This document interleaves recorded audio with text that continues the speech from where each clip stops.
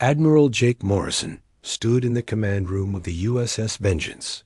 The big ship moved through space near Earth's moon. Jake looked at the stars through the window. He had been proud to serve humanity among the stars. 3 years ago, Earth had joined the Galactic Council. It seemed like a dream come true. The Council had many alien races. The Zephyrians looked like big lizards that walked on 2 legs. They had green skin and yellow eyes. The Krell were like giant insects with 6 arms and hard shells. There were other races too. All of them seemed friendly when they first met humans. Amy Carter ran into the command room. She was a young officer with short brown hair. She carried a datapad in her hands. Her face was pale with worry. "Admiral, you need to see this," Amy said. Her voice shook as she spoke. Jake took the datapad from her hands. What he read made his blood run cold. The information came from Captain Ben Taylor. Ben commanded a small ship called the USS Horizon. He had been checking on attacks against human colonies in the outer systems. For months, strange ships had been attacking human settlements. The Council said these were pirates. They promised to help hunt down the attackers. But Ben had found something different. The attacking ships were not pirates at all. They belonged to the Council. Jake read more of the report. His hands began to shake. The Council had been lying to humanity from the very beginning. They never wanted humans as friends. They wanted humans as slaves. Dr. Lisa Brooks walked into the command room. She was Earth's top expert on alien life. She had worked with the Council for 3 years. She believed they were friends. Her face was red from crying. "Jake, I've been checking the data all night," Lisa said. "It's all true. Every word of it." Jake looked at the datapad again. The Council had been very clever. They made humans think they were partners. But really, humans were just tools. The Council used human colonies to test new weapons. They took humans away to work in their mines and factories. They treated humans like animals. The worst part was why they chose humans.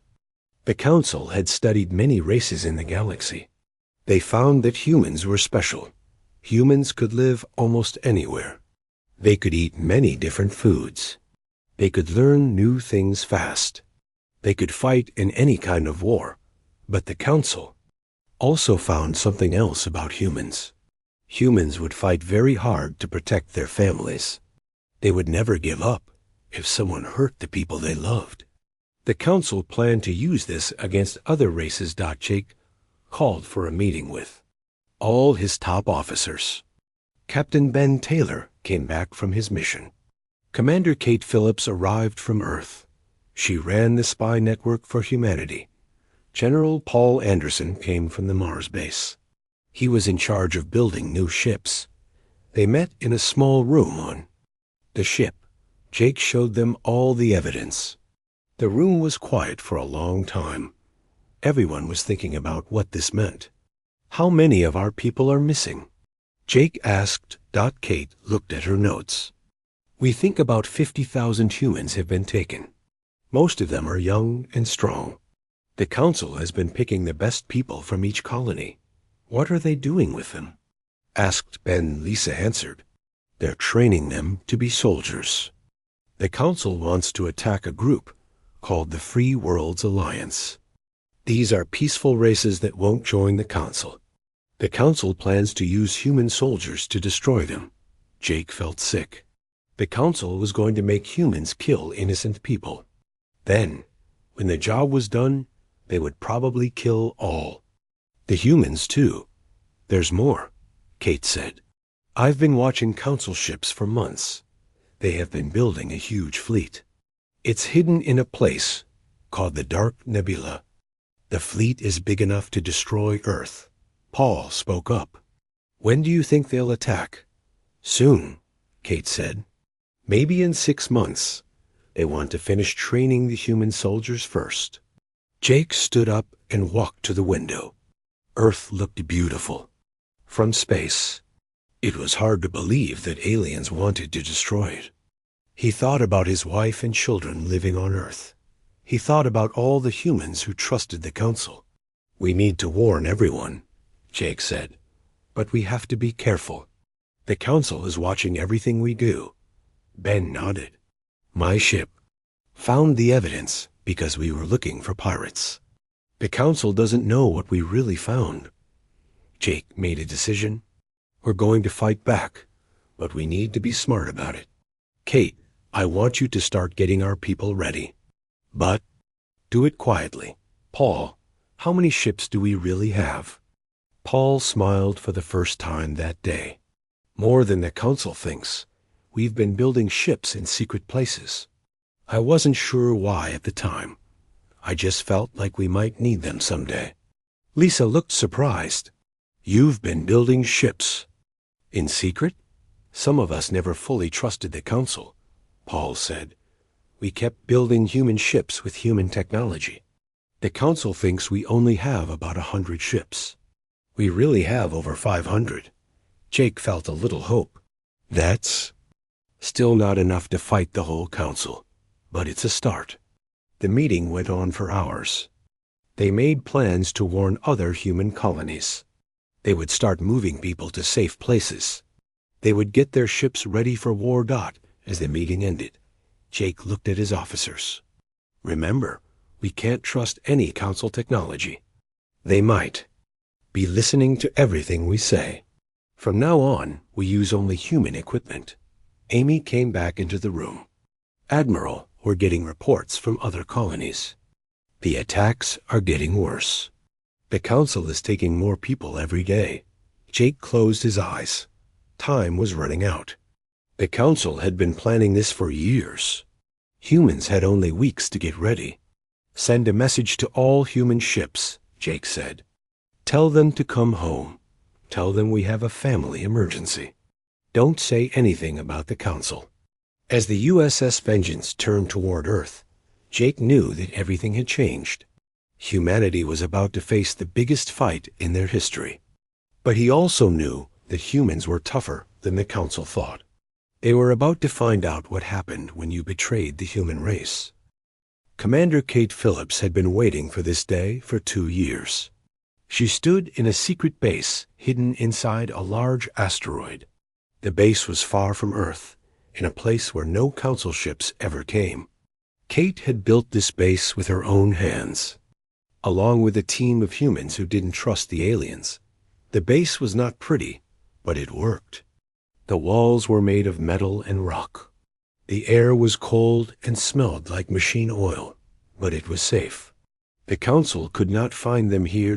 Kate walked through the narrow halls of the base. She passed rooms full of weapons and supplies. She saw men and women working on computers and building new equipment. These people had given up their normal lives to prepare for war. Sergeant Danny White was sitting at a computer when Kate found him. Danny was a big man with black hair and strong hands. He had been a soldier on Earth before joining Kate's team. Now he was one of her best spies. "What did you find?" Kate asked. Danny looked up from his screen. "It's bad, Kate. Really bad. I hacked into a Council base on Titan. They have over 200,000 human prisoners. They're training them to fight." Kate felt sick. 200,000 people was a huge number. These were people with families and dreams. Now they were being turned into weapons. "How are they training them?" Kate asked. "They use drugs to make people angry and confused," Danny said. "Then they show them fake videos of aliens attacking Earth. The prisoners think they're fighting to protect their families. But really, they're learning to attack innocent people." Kate sat down in a chair. This was worse than she had thought. The Council was not just using humans as soldiers. They were changing how humans thought and felt. Dr. Alex Johnson walked into the room. Alex was a scientist who had worked with Council technology. He had learned how their machines worked. Then he had escaped to join Kate's team. "I have good news," Alex said. I finished building the new communication system. We can now talk to all the human colonies without the council hearing us. Kate smiled. That's the first good news I've heard all day. Can you contact the other resistance groups? Alex nodded. I already sent messages to Tony Garcia and his team. They're ready to start building the new ships. I also talked to Maria Santos. She's still inside the council base on Europa. She says she found something important. Kate turned to Danny. What did Maria find? Danny pulled up a new file on his computer. She found the council's main battle plan. They call it Operation Clean Slate. They want to use human soldiers to attack the Free Worlds Alliance. After that, they plan to destroy Earth.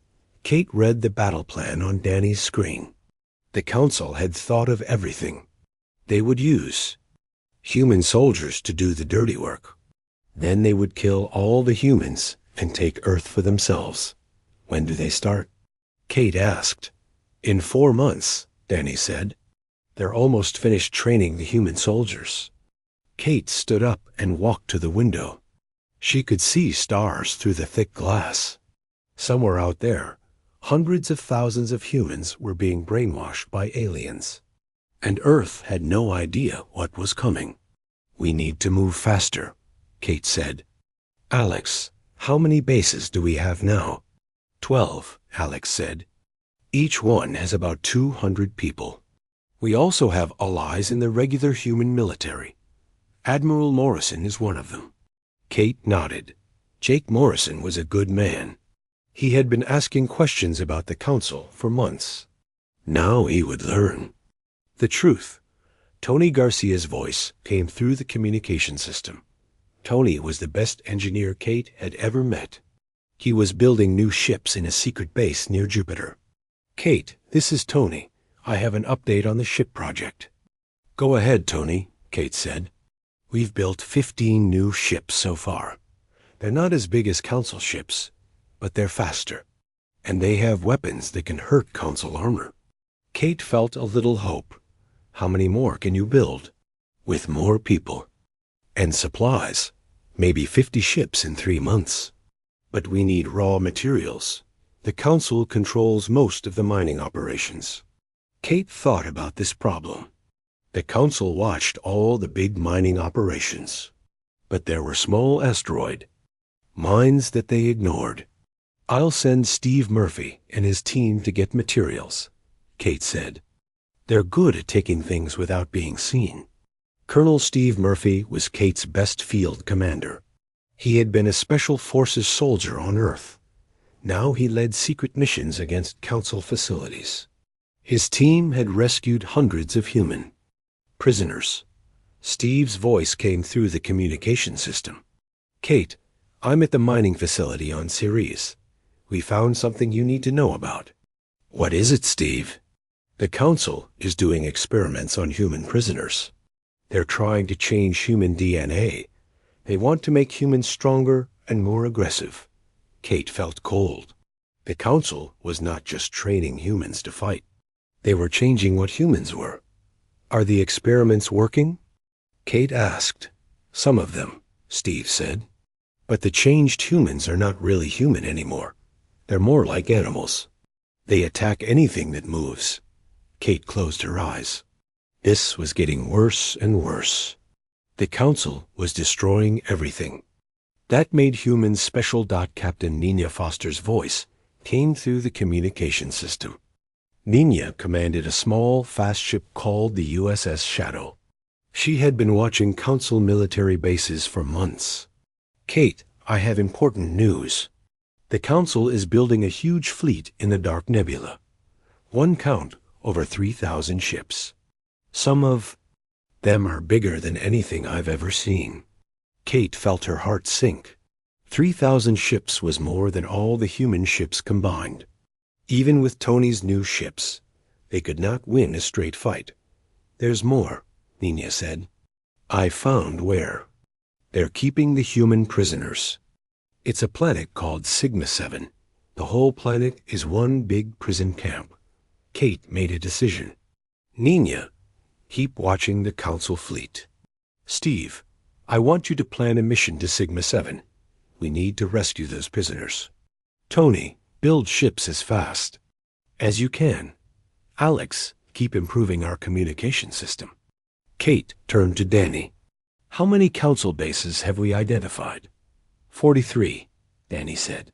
Most of them are heavily defended, but some of the smaller ones might be vulnerable. Kate looked at the star map on the wall.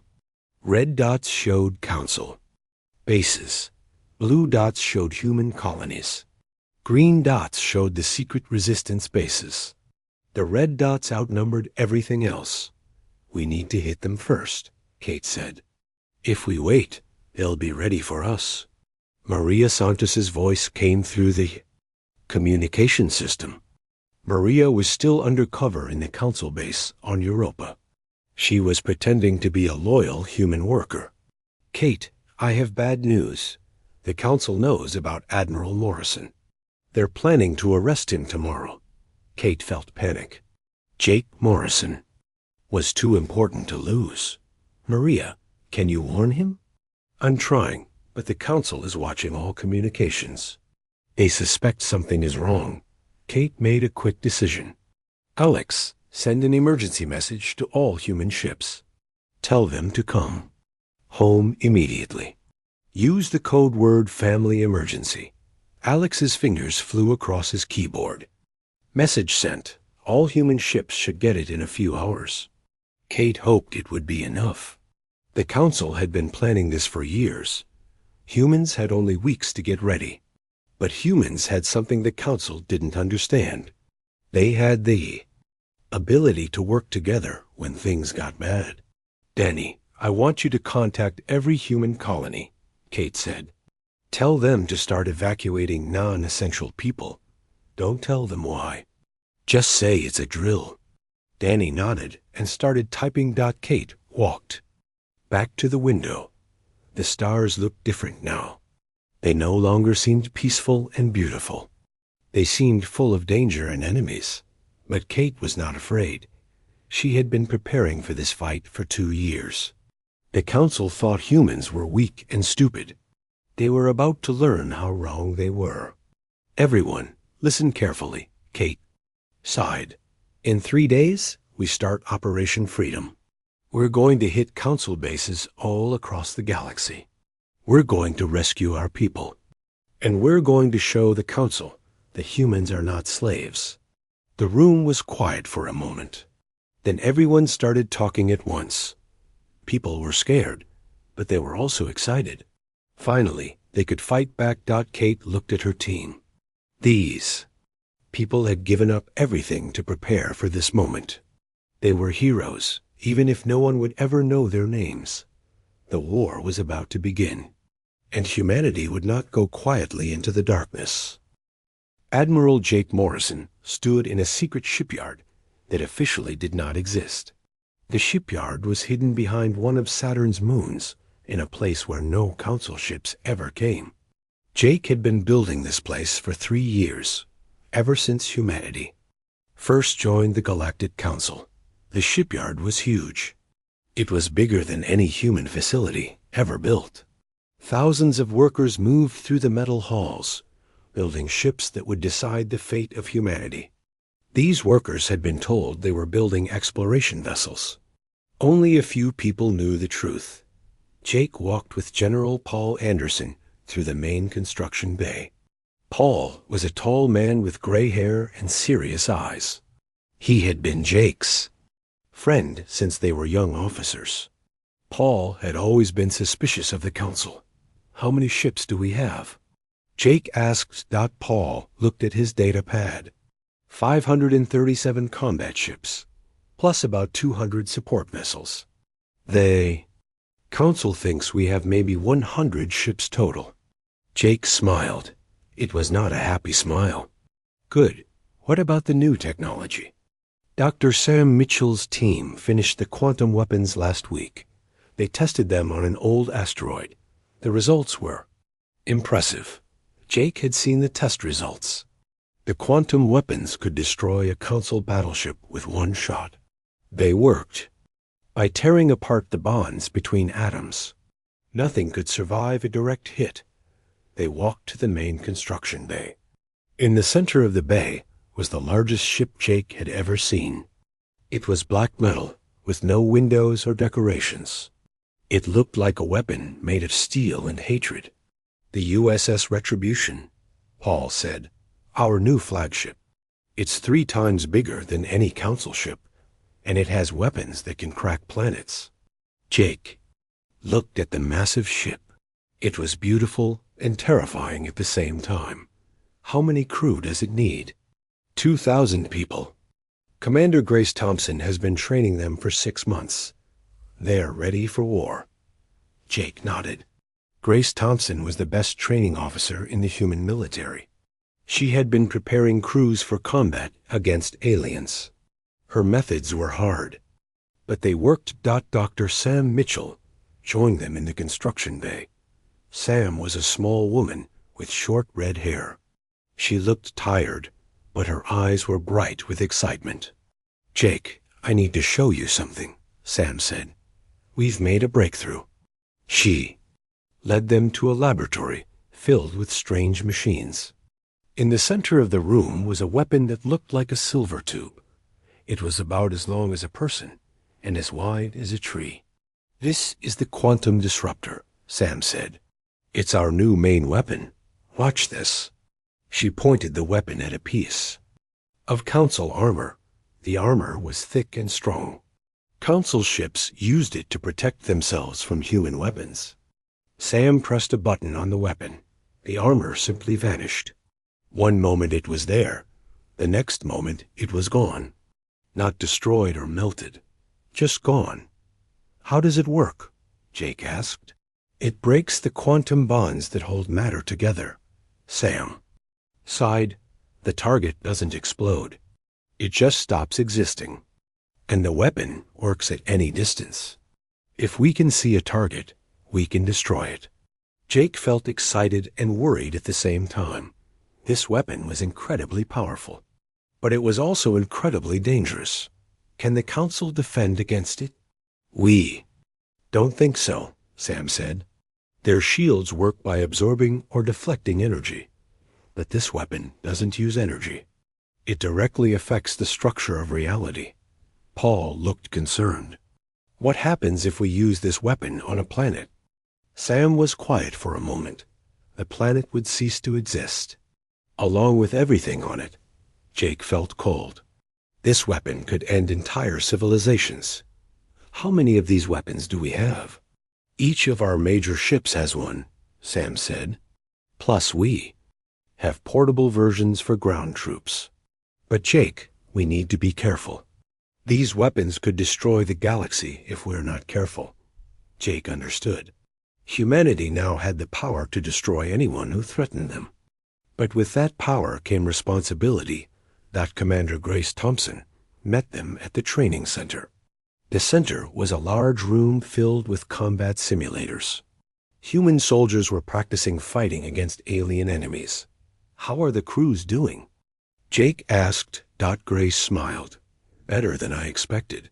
Humans adapt to combat faster than any species we've studied. The council made a mistake when they chose us as soldiers." Jake watched the training exercises. Human soldiers were fighting against simulated council troops. The humans were winning every time. "What makes humans so good at war?" Jake asked. "Several things," Grace said. "First, humans are incredibly adaptable. We can learn new tactics in the middle of a battle. Second, humans fight harder when they're protecting something they love. And third, humans are creative. We think of solutions that aliens never consider." Jake nodded. The council had studied human biology and psychology, but they had missed something important. They had not understood the human spirit. Commander Mike Davis joined them. Mike was Jake's chief of staff and oldest friend. He had been coordinating with the resistance groups. "Jake, I have updates from Kate Phillips and her team," Mike said. "The resistance has identified 43 council bases. They're ready to attack on your signal." Jake looked at the star map Mike was carrying. Each red dot was a council base. Each blue dot was a human colony. The red dots were scattered across the galaxy, but they were not randomly placed. They formed a pattern. "They're surrounding Earth," Jake said. "Yes," Mike said. "When they attack, Earth will be cut off from all the other human colonies." They planned this very carefully. Jake studied the map more carefully. The Council had spent years positioning their forces. They had bases near every important human world. They could attack everywhere at once. "We need to hit them first," Jake said. "But we have to be smart about it. If we attack the wrong targets, they'll know we're coming." Major Julie Roberts walked into the room. Julie was the head of human intelligence. She had been studying Council communications for months. "Jake, I have important news," Julie said. "The Council is planning to start their attack in 2 weeks. They're calling it Operation Clean Slate." Jake felt his heart skip. 2 weeks was not much time. "What's their plan?" Jake asked. "First, they'll use the brainwashed human soldiers to attack the Free Worlds Alliance. That should take about a month. Then they'll turn the human soldiers against Earth itself. Finally, they'll destroy any humans who are left." Jake was quiet for a moment. The Council had planned everything perfectly, except for one thing. They had no idea that humanity was ready to fight back. "Julie, can you intercept their communications?" "Already doing it," Julie said. "We're listening to everything they say. They have no idea we know about their plans." Jake made a decision. "We attack in 1 week. That gives us time to get all our ships in position. Mike, contact all fleet commanders. Tell them to prepare for Operation Retribution." Grace looked concerned. "Jake, are you sure we're ready?" Jake looked around the room at his officers. These people had spent years preparing for this moment. They had built ships, trained crews, and developed weapons. Most importantly, they had never lost faith in humanity. "The Council thinks humans are weak," Jake said. "They think we're just animals that can be trained to fight. They're about to learn the truth." Jake walked to the window that looked out. At the shipyard, hundreds of ships were getting ready for battle. Each ship was filled with humans who were ready to fight for their freedom. "The Council picked the wrong species to betray," Jake said. "They wanted to use our strength against others. Instead, they're going to face our strength themselves." Paul nodded. "The crews are ready. The ships are ready. The weapons are ready." Jake looked at the star map one more time. In 1 week, humanity would go to war. It would be the biggest fight in human history. But Jake was not afraid. Humans had always been survivors. They had survived ice ages, plagues, and wars. They would survive this too. "Send the message to all human forces," Jake said.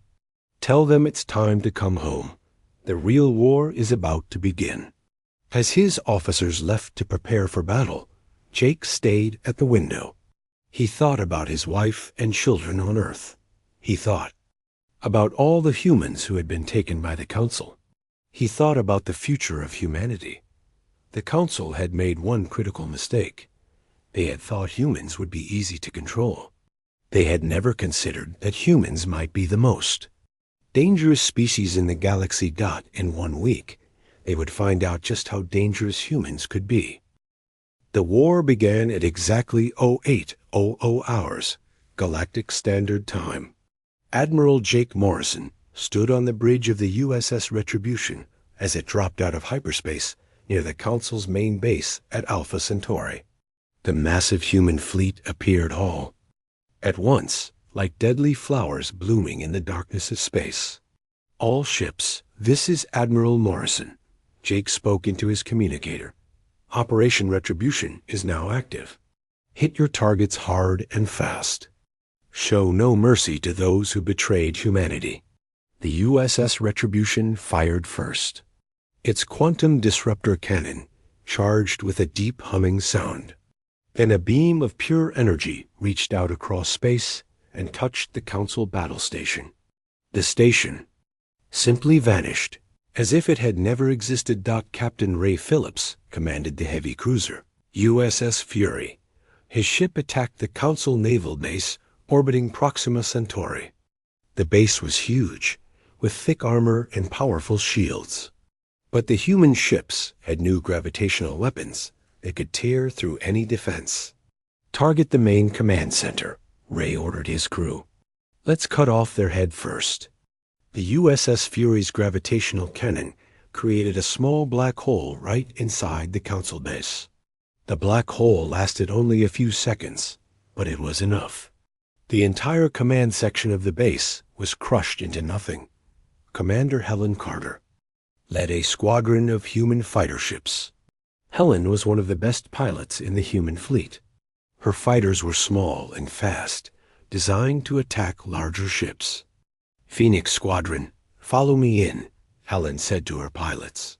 "Remember, these aliens have been planning to murder our families. Make them pay." The human fighters dove toward the Council fleet like angry hornets. The alien ships were bigger and had more weapons. But they were also slower and could not turn as quickly as the human ships. Lieutenant Tom Bradley was Helen's wingman. He had been flying fighters since he was 18 years old. His ship danced between the alien weapons, firing its own guns at the enemy. "Helen, I'm seeing something strange," Tom said. "The Council ships are not fighting back as hard as they should. It's like they're confused."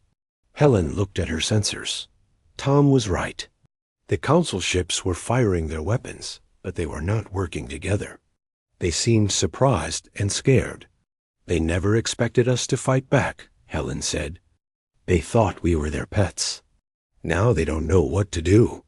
The battle for the Alpha Centauri system lasted 6 hours. When it was over, the Council fleet was destroyed. Not a single human ship was lost. The Council had been completely surprised by the human attack. Admiral Zeet Tar was the commander of the Council's second fleet. He was a Zephyrian, one of the lizard-like aliens who led the Council.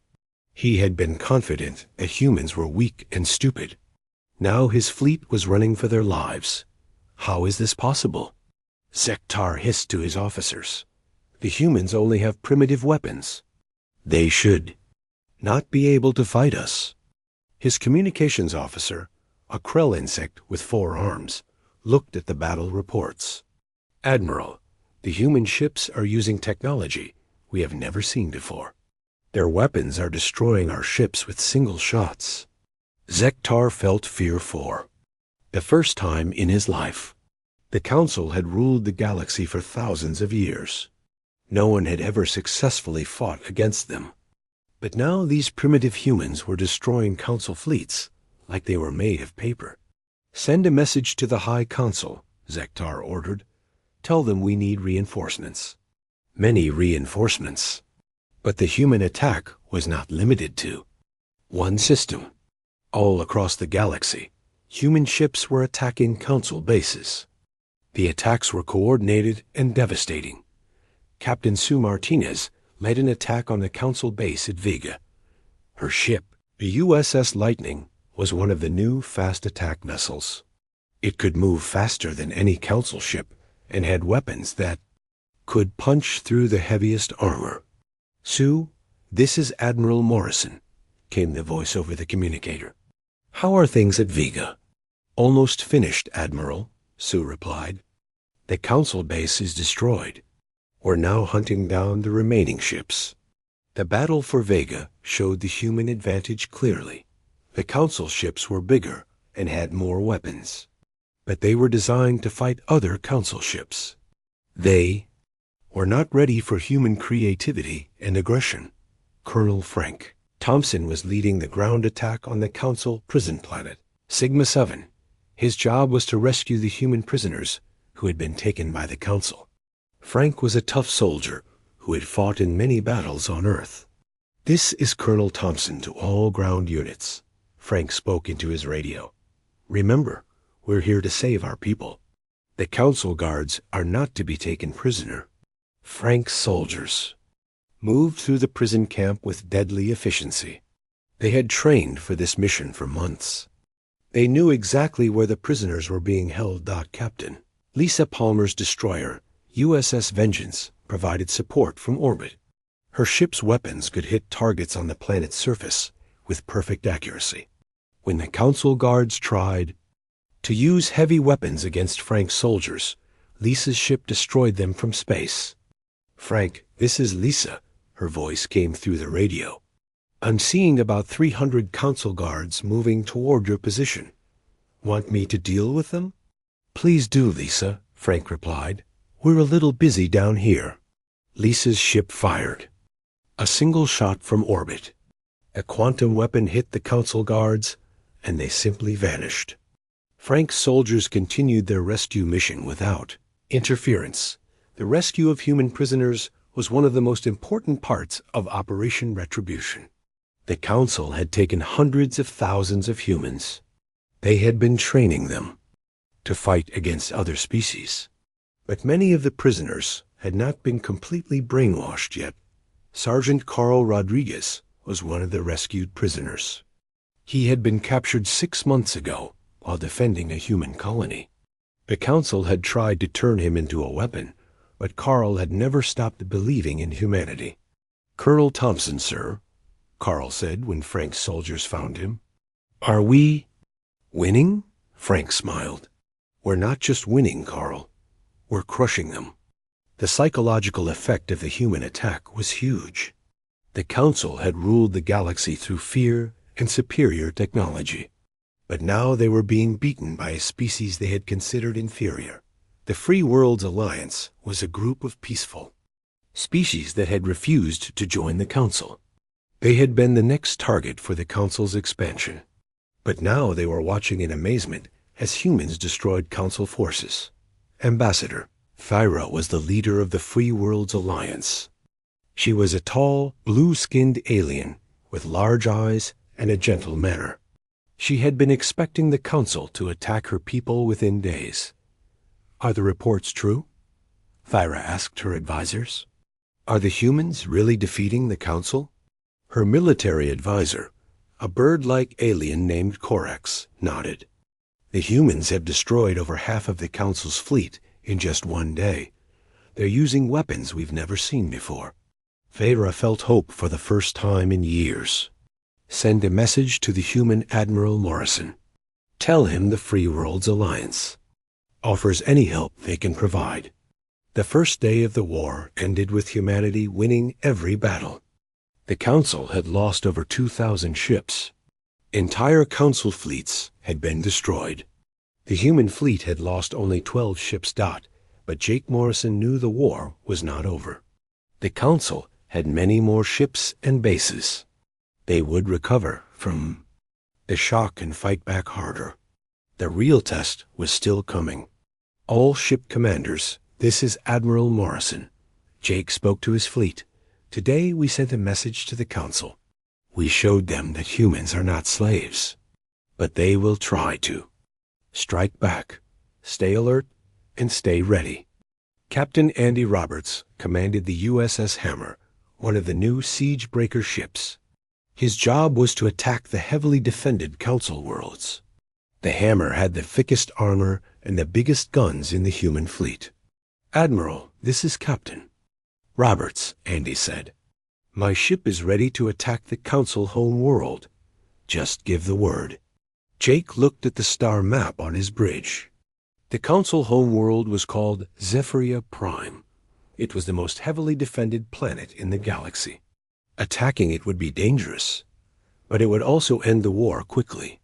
"Not yet, Andy," Jake replied. "We need to weaken their defenses first." But soon, very soon, the first day of the war was over. Humanity had announced to the galaxy that they were not victims, they were predators. And they were very, very angry. The Council had wanted to use human strength against their enemies. Instead, they had created their own worst nightmare. They had turned humanity into their greatest threat. The war was just beginning. But already, the galaxy was changing. The age of council domination was ending. The age of human power was about to begin. 3 months after the war began, Admiral Jake Morrison stood on the bridge of the USS Retribution as it approached Zephyria Prime. The Council's home world was a massive planet with 3 moons. It was defended by the largest space fleet in the galaxy. But that was about to change. Behind the Retribution came the entire human fleet.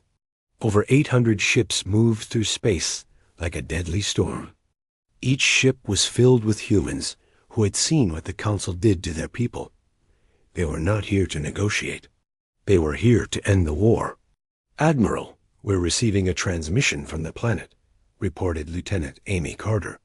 "Put it through," Jake ordered. The image of High Chancellor Vexstar appeared on the screen. He was the leader of the Council, an ancient